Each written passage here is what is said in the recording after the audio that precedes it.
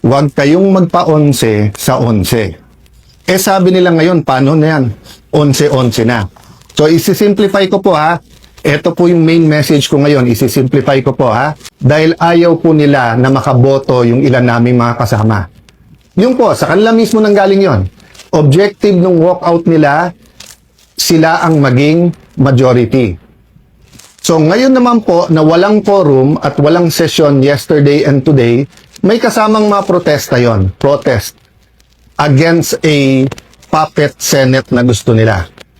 But it is also a parliamentary tool to ensure na tuloy ang Blue Ribbon hearing sa Thursday.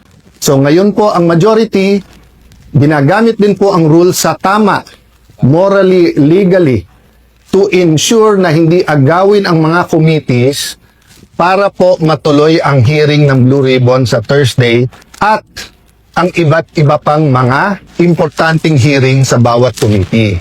Sa 11-11, umabsent lang yung isa, mag-abstain lang yung isa, they can move. So alam po namin plano nila.